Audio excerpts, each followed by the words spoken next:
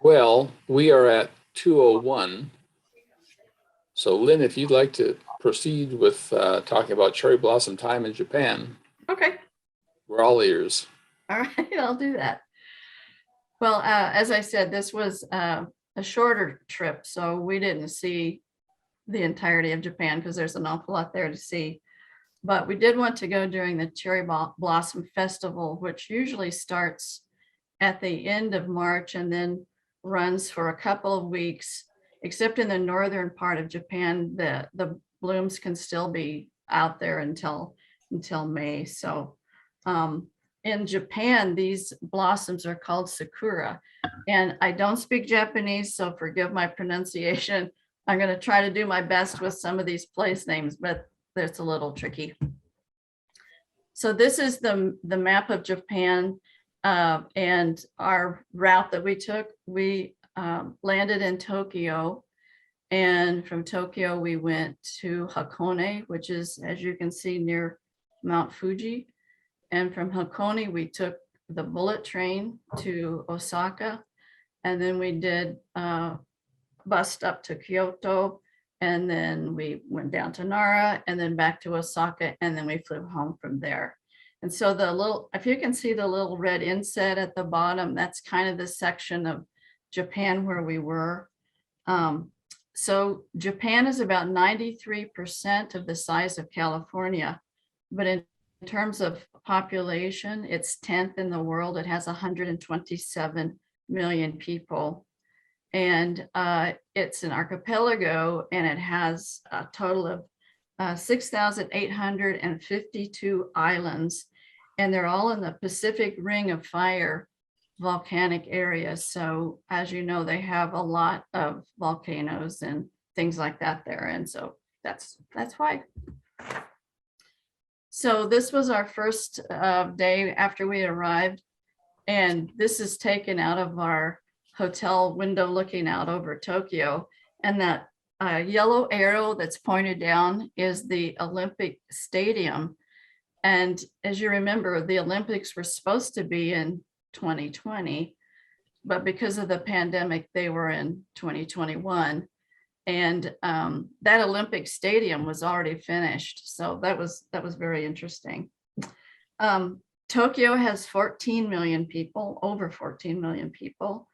And it's considered the food and fashion and luxury retail center of Japan. And it sprouted from a humble fishing village called Edo over 500 years ago. And now it sprawls over 800 square miles along the southern coast of central Japan. And you will see Edo period structures next to modern skyscrapers in Tokyo, along with lots of pulsing neon signs. So it's hard not to be awed when you see it, because it's pretty spectacular. And this is the amazing Toto Toilet. And if you're going to go to Japan, you have to learn how to use one, because they're everywhere. And this is just the control panel of all the things that you can do with your Toto Toilet. And so you have to kind of memorize the Japanese characters on the top, because when you're out, not in a hotel, but you're out maybe in a restaurant or something, they're not in English at the bottom. And so that was, it was kind of a challenge. But when my son went to Japan, he fell in love with these things. And so he actually got one when he got home. And if you have an electrical outlet near your toilet, you can have one too. You can actually buy them here. So the first rulers of real power in Japan were the shoguns, and this is a statue of the first shogun. And they ruled the military in feudal Japan, while the emperor was just the leader in name only. And this continued through 3 dynasties of the shoguns until the 1800s, when Japan moved beyond the feudal society and they began to modernize.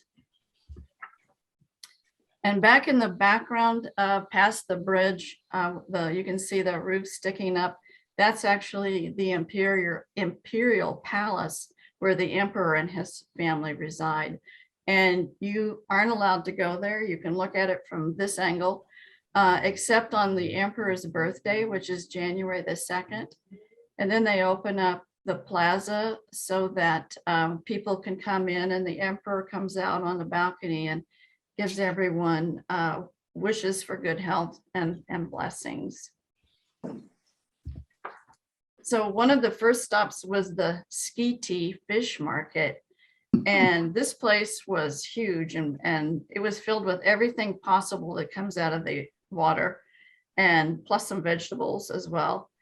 And there were all kinds of seafood that, you know, we had never seen before. And I couldn't tell you now what some of them are, but they're packaged kind of like in the United States, when we go to our supermarket, you know, our beef and pork kind of is packaged like that. Only in this market, it's all fish. It's all seafood of one kind or another. And on the left are giant prawns, and then on the right just are more packages of seafood. And if you've ever been to a market like in Europe, maybe you know how big they are. Well, this thing was like that. It was just ginormous. The picture on the left is a giant daikon radish. Mm-hmm. And I don't know what the thing is on the right. I have no idea what that is. Do any of you know? Mm-mm.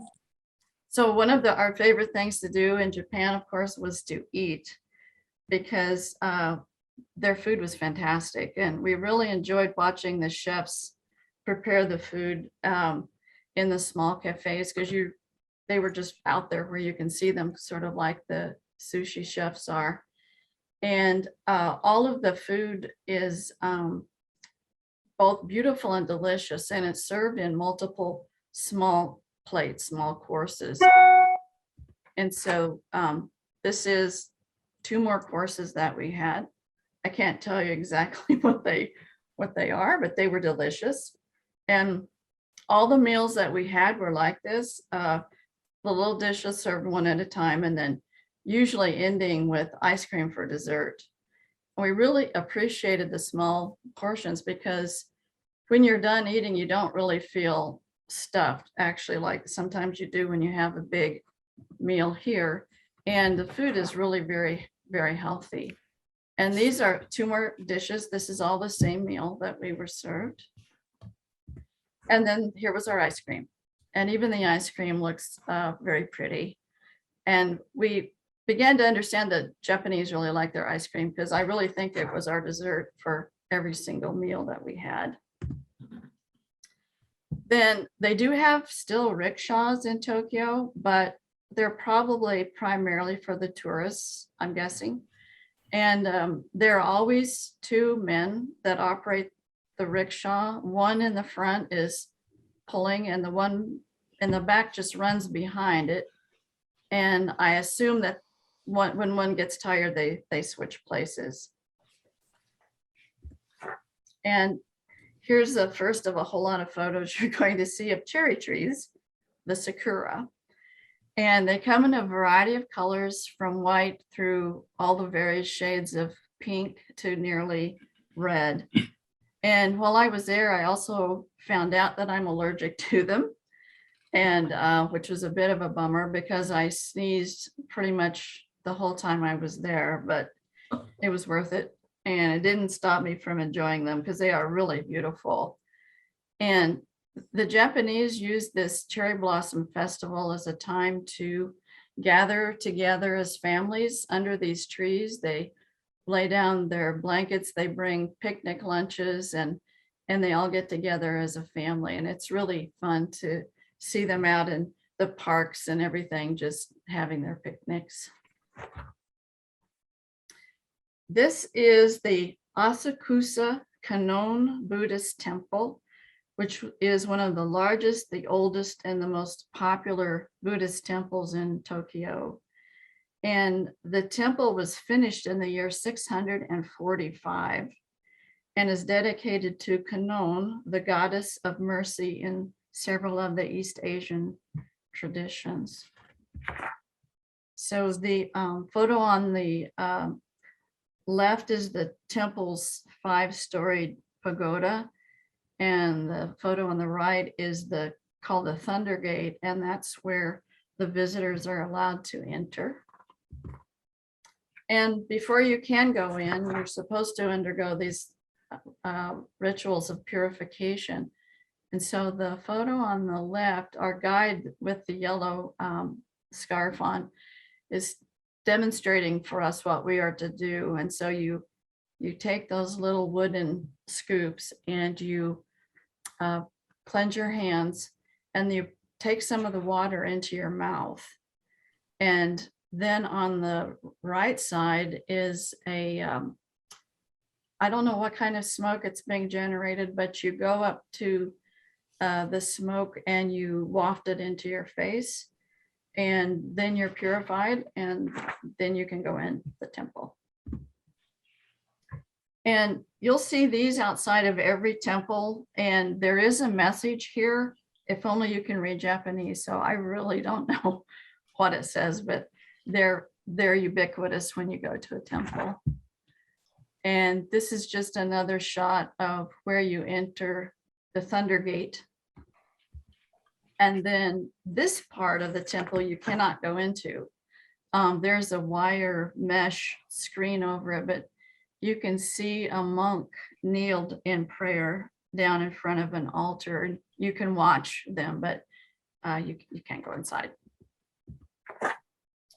So here's some more cherry blossoms. And they're so beautiful. I took a lot of pictures. I won't show you all the ones I took, but you're going to see a few. So the end of our first day, this was our welcome dinner. And it also happened to be Mike's birthday. And so they served him up a little birthday cake there. And he was very surprised by that. But he also was very generous. He let us all share in his birthday cake at our table.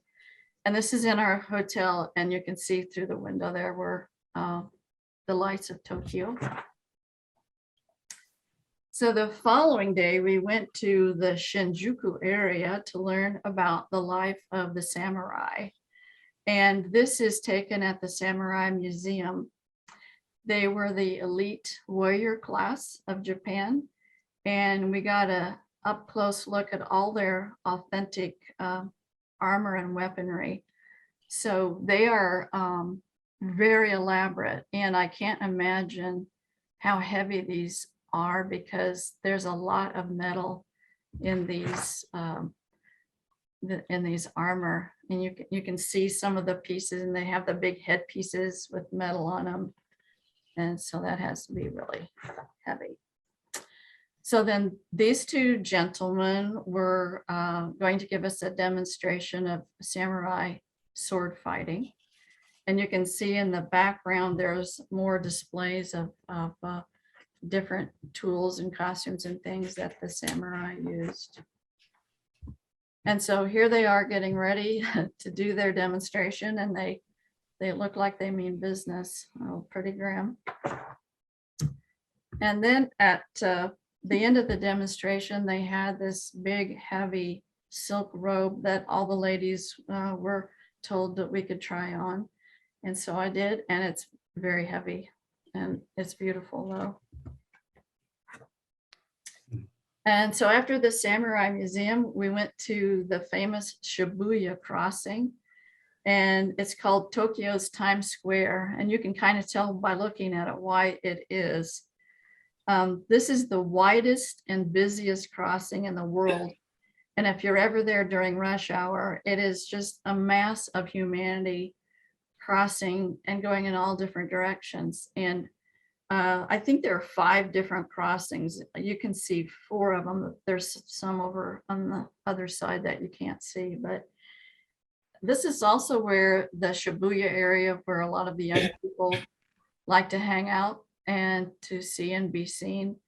And there are a lot of funky shops and cafes in this area, and lots of vending machines. So we're used to our vending machines having candy bars and soda pop and chips and things, but in Japan, you can literally buy almost anything out of a vending machine. It's pretty amazing. You can buy purses, toys, all kinds of souvenir things, and I can't even tell you all the things, just a lot of things. And this area also has a lot of interesting little cafes. For example, you can eat at a cat cafe where you have a lot of cats and you can play with the cats while you're eating. There's an owl cafe, same thing. You can have an owl perch on your arm. And then there's a ninja cafe, which my son tried out when he went to Japan. And he said everything inside was black, walls, ceiling, floor.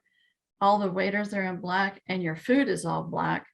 And then when they deliver the food to you, they turn the lights off. And I said, how do you eat in the dark? He said, it was not easy. They also went to an owl cafe too. So here's just another shot of the crossing, and this isn't rush hour, so this isn't really even busy. This is just sort of like a normal afternoon shot. And this is just another example of how ubiquitous the cherry trees are. And you know, they're everywhere. And I think these are white, but they're just kind of lining, you know, this area next to the river. And then if you have the game Mario Kart at your house, these are the real live Mario Karts. You can rent these and drive them around in Tokyo, right among the Tokyo traffic. And when my son went to Japan, he had his heart set on driving one of these. And when he got there, he found out that you had to have an international driver's license to do it. So he couldn't drive one, and he was really disappointed. But I was really glad he couldn't, because we saw these things just, you know, in a line, just buzzing around right among the traffic. And it looked kind of dangerous to me. So the third day in Japan was my absolute favorite, because it was the day that we were going to go to a traditional ryokan, which is a hot springs resort a couple of hours from Tokyo. And the inn is located on the slopes of the Hakone National Park, and it encompasses coastlines, mountains, lakes, and more than 1,000 volcanic islands. And this boat looks like a Spanish galleon, but I think it's one that you can book a ride on around the lake. And you can see Mount Fuji in the distance. And then here, I thought these were kind of cute, these little swan boats that you could also rent. And there are more of those Spanish galleon looking boats there in the background. But we had to go to Hakone, we had to just take an overnight bag with us, because we were going to be riding the bullet train the next day, and they don't allow luggage. So they packed up our luggage and they sent it by bus to Osaka. Well, we just had our little overnight bag. So one of the first things we did was we rode on the Owakudani ropeway in Hakone, and we rode it to the top of the sulfur pits. And there they are. And you can see on the left where they've been doing some strip mining of the sulfur. And on the right, you can see the yellow sulfur out on the ground, and then the steaming sulfur coming out of the pit. And this is Mike holding a black egg, and we were all given those to eat. And these eggs are actually cooked in the steaming sulfur pits. And he refused to eat his, but I ate mine. And it was fine. It's just black on the outside, and it's just like a regular hard-boiled egg on the inside. So after the ropeway, then we visited the Hakone Open Air Museum, and we strolled on the grounds to look at all the contemporary sculptures, and they had some there by Rodin and Henry Moore. This is just another shot of the open air museum. And another one, and you can see it's quite large, and we really did a lot of walking at this place. And then they also had one of the largest collections in the world of Picasso art. And they have over 300 of his works there. And these are just a couple of his ceramics. And this is a photograph of him with the bowl plate that he had made. The plate was in the museum, but I liked the picture of him holding it, so I took that instead. And these are a couple of his drawings, paintings, I guess. And then after the museum, we finally got to go to the Gora Kadan, which is on land that was originally owned by the imperial family. And it's one of the few remaining ryokans, which are considered traditional Japanese inns. And these guest rooms are very spacious and they're very traditionally Japanese. They have tatami mats on the floor, and you can see that in the picture. They have the sliding soji screens to separate the various areas of the room. And then our beds were futons on the floor, and our dining table was low with pillows on the floor. And it was very simple, but it was very elegant. And it really did make you feel like you were in traditional Japan. And they had these robes laid out for us to change into, because we were all going to go to dinner in these traditional robes. And we had to wear the wooden clogs called the gita.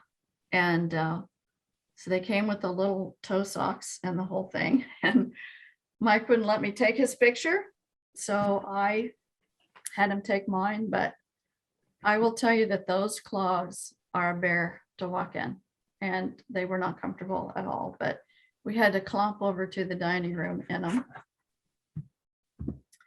And this is just a shot of the futons, and every room there has either a patio or a balcony. And it gets cold at night because we're up in the mountains.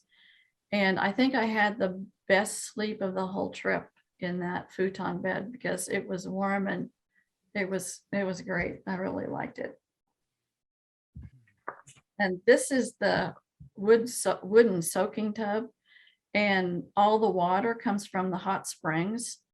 And so you have to cool the water down before you get in it, because it comes out steaming hot.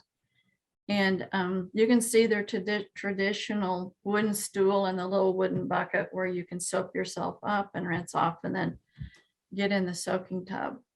And I tried it, and it felt really good after a long day of walking. So this is a shot of the patio, and you can see there are a couple of pairs of sandals there. So you don't wear any shoes, of course, in the room, but if you wanted to go out and walk around on the patio, you had to put those on. And then there was another special pair of, they weren't really sandals, they were like clogs in the toilet. Before you go in the toilet room, you had to put those on to go in there. So I thought that was really interesting. And then if you look through, you can see the low table and the cushions, and that's where they served our breakfast. And this is just a shot of the property outside. And like most areas of Japan, it's beautifully landscaped and very serene. And some rooms had an outdoor soaking tub like this, but ours luckily was inside, because I don't think I would have gone in and outside. And then this is our tour group, and there were 18 of us. And I think I didn't take this photo, but our guide did. And I think she might have had an older camera, because it's kind of fuzzy. So in the morning, we were still tucked up in our futons, and they came in and they brought this sumptuous breakfast and laid it out on the table, the low table for us. And it was a kind of a combination of a English and a Japanese breakfast. And it was way more food than we can eat. It was a lot of food. And so this is the lineup of the staff waving us goodbye as we got aboard our bus for our next stop. And we were going to the Okana Museum of Art next. But I was really sad to leave this place. I could have stayed there for the whole week and been very, very content. So this is at the Okana Museum of Art, and it's just a couple of pieces that I thought were interesting. And it has a stunning collection of ceramics and paintings and lacquerware and bronzes from Japan, Korea, and China. And this is the grounds of the museum. Again, beautifully landscaped and stunning to look at. And this is also on the museum grounds. And so we wandered around there and took all that in on the walking paths. And then after the museum, we rode the bullet train, which is called the Shinkansen, to Osaka. And the Shinkansen travels at nearly 200 miles an hour on dedicated tracks. And I have a little video to try to show you how fast it is. If you look at the bottom half of the picture, and you can see this fences going by. It's very, very fast. You can see Mount Fuji again in the distance. And I found that if I looked down, it was kind of made me dizzy because everything was going by so fast. But if I looked out at the mountain itself, then it was good. One thing about the Shinkansen too is that it's 200 miles. absolutely always on time. If they say it's going to pull into the station in 1 minute, it's there in exactly 1 minute. And they tell you you have 1 minute to get on board, then you have exactly 1 minute to get on board. It does look like a bullet. It's got a really long snout, and not all the trains that came through the station were going to stop because it wasn't one of their stops. And they don't slow down when they come through. And so there's not much separating you from the track.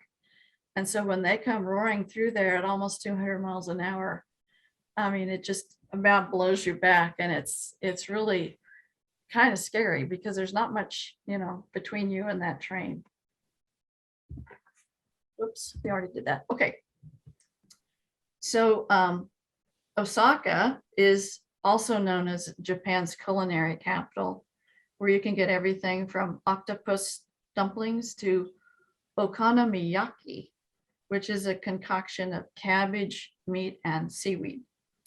And so I visited the Dotonbori district and I sampled a lot of different things. And this is one of the street side vendors. So there are a lot of them. So you can just walk and stop and sample something and keep going and sample something else. But they also have little cafes where you can go inside and eat. So I actually did both things. And I will tell you, I did try squid tentacles and they're very, very chewy. I don't think I'll get any more. And it's very lit up at night. They have a lot of interesting signs and it's kind of fun to try to figure out what they're selling. And this is just another sample of the street scene and the various signs and things for all the people that are out to nosh. And this temple we visited is the Todaiji, and it's a UNESCO World Heritage Site, and it has the largest bronze Buddha in Japan. And you can see more cherry trees there on the right. And here's the big Buddha, and he's nearly 50 feet high. And it took 2.6 million people to construct it, which is kind of mind-boggling. But Todaiji is considered one of the legendary 7 great temples. And it's one of the most powerful and influential temples in Japan. So we went to Nara Park, which was near the temple, and it's famous for the 1,000 sacred deer living there. And these are free roaming animals, and they're officially designated as a national treasure. They're considered to be messengers of the gods in the traditional Shinto religion, but they also sometimes exhibit bad behavior. So you have to be careful what you're holding in your hand, because they're so used to begging for treats that if you had, sometimes they'll just snatch a piece of paper or something right out of your hand. And these deer are known to bow for their treats. And we unfortunately didn't have any treats, so I didn't get a picture of them bowing. But it's kind of a ritual, like this man, for example. Well, he's not giving him a treat right now, but he holds out the treat and he bows to the deer, and then the deer bows back, and then he gives him the treat. And then the deer bows again and he bows again, and that can go on for quite a while.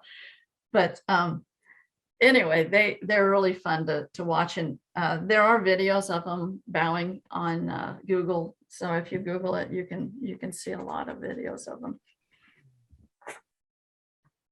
And this is the Kashuga Taisha Shrine, which is a Shinto holy place. And this is the Shinto priest who gave us an overview of the Shinto religion before taking us into the shrine for a private Shinto ceremony, which was really fascinating.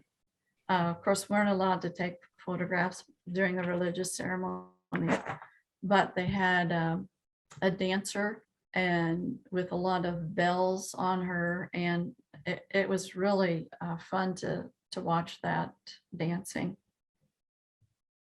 So this is the shrine itself, and this is Nara's most celebrated shrine, and it's dedicated to the deity that is supposed to be protecting the city. And this tree has an interesting story. It's, as you can see, it's right near the shrine, and it was causing problems because its roots were invasive and the tree was, getting too big. But the Shinto priest explained to us that in the Shinto tradition, the tree has kami, and those are the spirits that inhabit the natural world, and the tree cannot be removed. So from people to animals, both living and dead, landscapes, forces of nature, all are believed to have kami. And unlike our concepts of gods, kami are not impotent and they're not perfect. So this is also on the grounds of the shrine. And these are urns with ashes of former Shinto priests dating back hundreds of years. And there are literally hundreds of these urns on the grounds of the shrine. So after that, we went to the Keihayaza Sumo Pavilion. And it's also a training center for sumo wrestlers. And we were introduced to the art of sumo wrestling. And we were given a sample of all the preliminary rituals that are performed before a match. And this man didn't speak English, but our guide was translating for him. And they had first they had a drummer, and I didn't really get a picture of him, but you can see in the very, very far right, there's a drum over there. And then these three men came up to the ring, and each one came up to the microphone and sang a ritual song or a poem before the match started. And I don't remember exactly. I think the one in the red was kind of the referee or the judge or something like that. And I don't remember what the other two were called. And so after those preliminaries were over, these two sumo students were introduced for the demonstration. And while they're in training, these students actually live at the training center and they eat at the training center, which is a big deal because they have to eat a lot. to gain a lot of weight. And you can see these two guys aren't very portly yet. So they have a lot of weight to gain before they hit the real circuit. And this is the students getting ready to show us a match. And I did take video of it, but I didn't put any here in the presentation because I'm sure you've seen it at the Japan Festival on campus or on television. And then they were so happy to have us there that they were so sweet. They had given each of us a wicker basket with a bottle of water and some treats so that we had something to enjoy while we were watching them.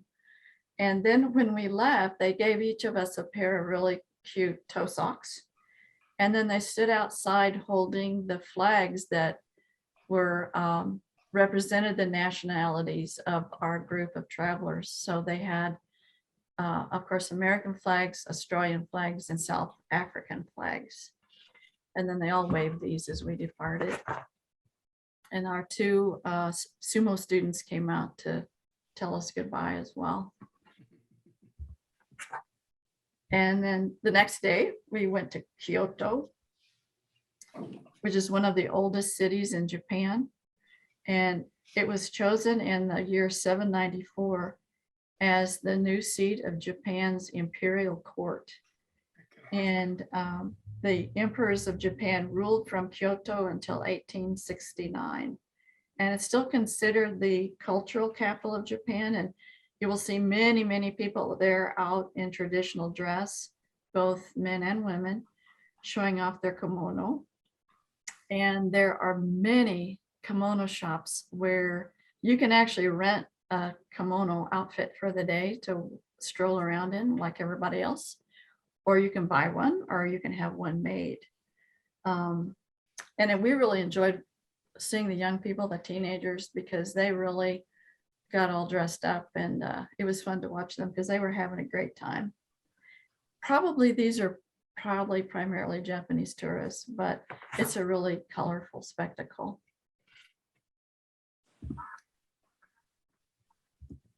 And this is Abbott's Rock Garden, which is a supreme example of an abstract Zen garden. And you can see all the precise raking of the rocks. And this is also part of the Zen garden.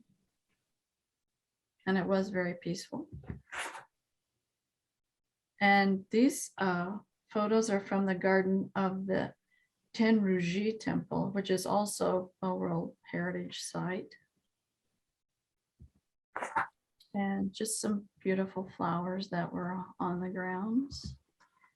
And this is the Arashiyama bamboo grove. And you can wander through these winding paths through the bamboo. And it's considered by many in Japan to be a healing place. And it is very peaceful. It didn't heal my allergies from the flowers, but oh well. And this is also in the park, just people out enjoying renting little rowboats or getting a ride on the sampan. In case you forgot what they look like, here's some more cherry trees. Then the next day we visited the home and studio of Kawaii Kanjiro. And he was one of Kyoto's most famous potters. And his home was redesigned to resemble a country house. And it's filled with all of his own creations. So everything you see in there he made, including ceramics and folk art and sculptures and wood carvings. And it had many rooms, but this is just one. And this picture is bad. I apologize for that. But because I was facing the window, my phone camera didn't much like the lighting. But this was a demonstration of the tea ceremony that we were given. And the tea ceremony dates back to the time of the samurai. And the woman who taught us about the tea ceremony said that she had over 20 years of study of the tea ceremony, and she still didn't know everything about it. So that was amazing. And we all received a nice cup of tea afterwards, so that was a bonus. And this is our last night in Kyoto, and we were served a traditional meal called kaiseki, where the food is cooked at your table in these big earthenware hot pots. And this lady is stirring us up some food there in the hot pot. And this is actually our local guide, and she's enjoying her meal. And then our dinner entertainment was by the Gaiko, called Geisha in Tokyo, and the Meiko. And the Gaiko is on the left, and the Meiko is the apprentice, and she's on the right. And the Meiko took a big interest in Mike, and she sat by him until she performed, and she was making him a little bit uncomfortable because she kept peering at him like that. But I thought it was kind of cute. And although the Gaiko is the elder and she's fully trained, her kimono and her obi are not as elaborate as that of the Meiko. And all the kimonos are beautifully ornate and heavy silks. And the obi is the band that goes around the middle. So you can see on the right how her obi is not very long. And then here is the Meiko, and you can see her costume, her obi goes almost down to the floor. There are subtle differences in the makeup that they wear between the Gaiko and the Meiko, and their wigs are different, and only the Meiko will wear flowers in her wig. And then I just have a sample, a little sample here of her dancing.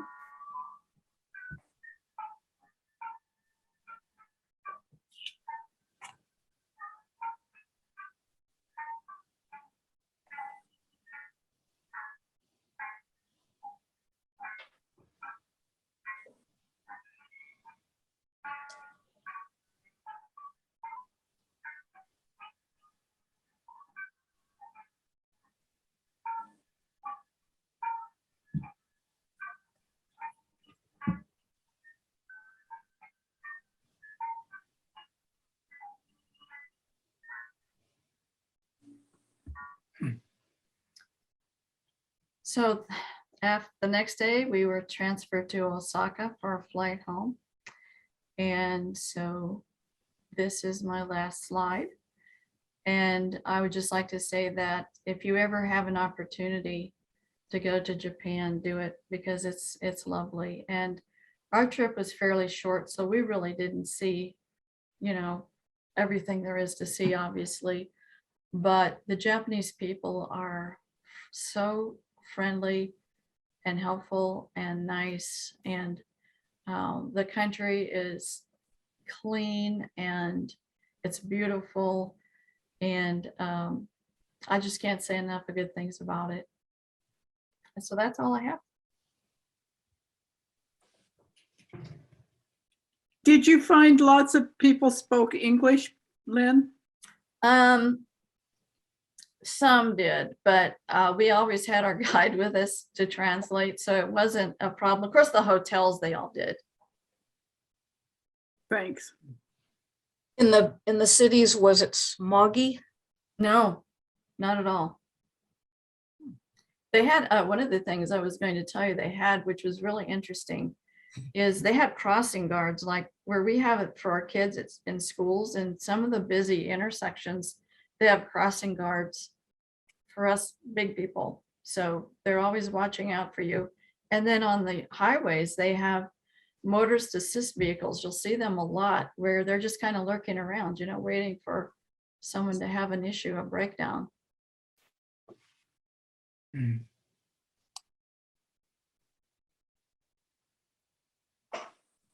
Well, have questions for Lynn?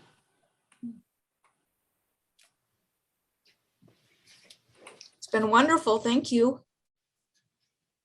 It was excellent, Lynn. How Yeah. fun. And I've not been to Japan, so you enticed me to think about it at least. Oh, you should go, Helen. It is so beautiful. You know, with their, I kind of wanted to go to Hiroshima, and then I kind of didn't want to go to Hiroshima. They did have a, you know, a add-on. You could go there and see it. But there's so much more. I mean, you know, we just saw a small part of Japan, so there's a lot more to discover there.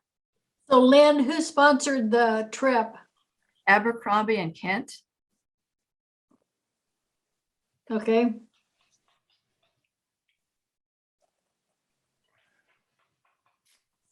And I think 18 is the max that they take.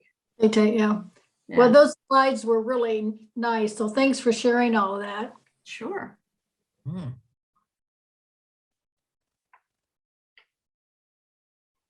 Good.